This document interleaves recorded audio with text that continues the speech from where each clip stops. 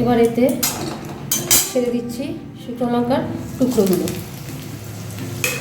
যাতে না ছেটে, বেশি না ছেটে, সেই জন্য এতে দিয়ে দিচ্ছি একটু নুন।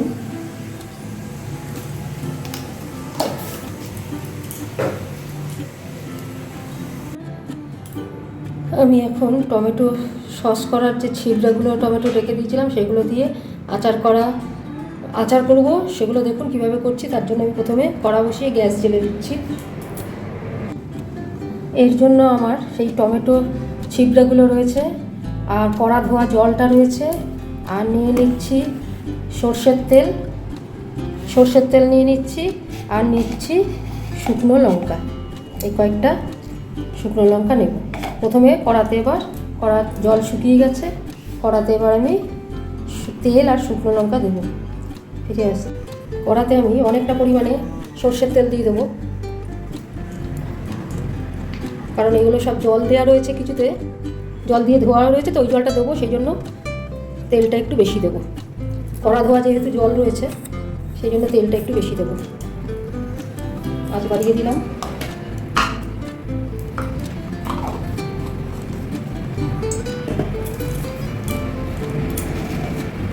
যে যেমন ঝাল খাবেন সেই অনুযায়ী শুকনো লঙ্কা নেবেন। আমি এখানে নিয়ে নিচ্ছি এই 4টে শুকনো লঙ্কা। এই 4টে শুকনো লঙ্কাকে আমি ছোটো ছোটো টুকরো করে কেটে নিচ্ছি। এবার এতে ছেড়ে দিচ্ছি শুকনো লঙ্কার টুকরোগুলো, যাতে না ছেটে, বেশি না ছেটে, সেই জন্য এতে দিয়ে দিচ্ছি একটু নুন।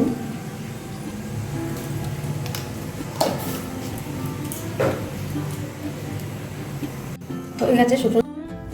এবার এতে আমি দিয়ে দেব টমেটো সসের যে ছিবড়েগুলো, এক্সট্র্যাক্টগুলো, সেগুলো দিয়ে দেব, কারণ তাতে কিন্তু অনেকটা টমেটোও রয়েছে।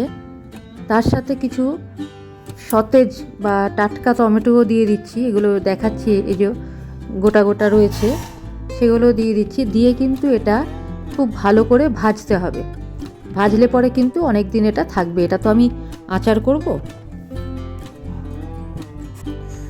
এই দেখুন গোটা গোটা টমেটোর পিসগুলো হাফ করে দিয়েছি, কোনোটা 4 ভাগ করে দিয়েছি। ফ্রেশ টমেটো এগুলো একটু দিলে পাল্পটা ভালো হবে। এবার এতে হলুদ দেব, হলুদ দিয়ে আবার ভালো করে একটু ভেজে নেব। আন্দাজ মতো হলুদ দিয়ে দিচ্ছি, হলুদ দিয়ে ভালো করে আবার এগুলো ঘেটে নেব, ভালো করে ঘেটে নেব, জলটা একটু শুকোবো।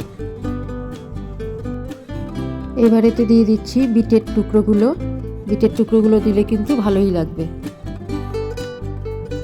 যতটা পারবো ঘেটে ঘেটে জলটাকে শুকোবো, কারণ জল যত শুকোবো তত কিন্তু লাস্টিং করবে আচারটা। ভাজা হয়ে গেছে, তেল ছেড়ে এসছে, কড়ার গায়ে তেল আর লেগে থাকছে না। এবার কিন্তু আস্তে আস্তে আমি কড়া ধোয়া জলটা আর ছাঁকনি ধোয়া জলটা দেব। কড়া ধোয়া, ছাঁকনি ধোয়া জলটা এটা ঢেলে দিচ্ছি।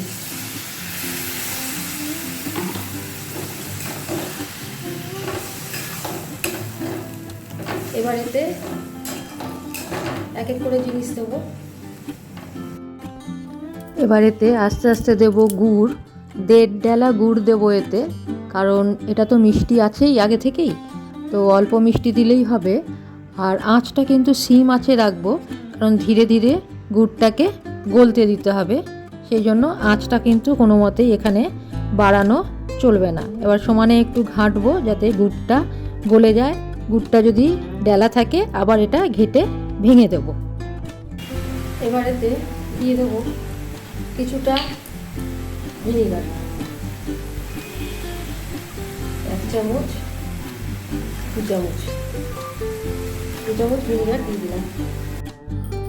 ভিনিগার দেওয়ার ফলে এটা বেশি দিন ধরে ভালো থাকবে, অ্যাসিড আছে তাই। সমানে এটাকে ঘাঁটবো যাতে তেল ছেড়ে আসে।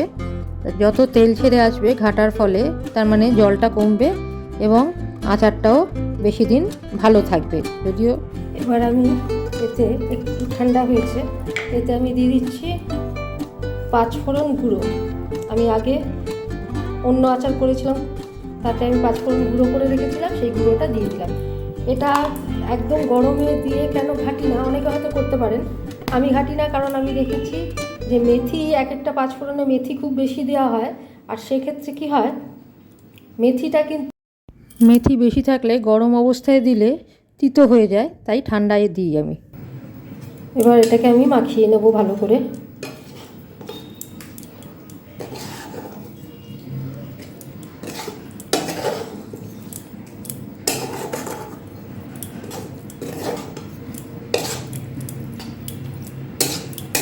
এতে কিন্তু বিটের টুকরোও রয়েছে, আমি আর ফেললাম না, কারণ অনেক মিক্সড আচারে যেমন আদার টুকরো থাকে, সেরকম বিটের টুকরো, আর এগুলো তো একটু সিদ্ধও হয়েছে, তার সাথে আবার এখন ভাজাও হয়েছে।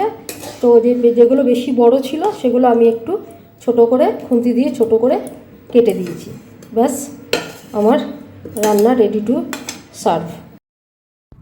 আমার টমেটো সস এক্সট্রাক্ট আচার রেডি টু সার্ভ।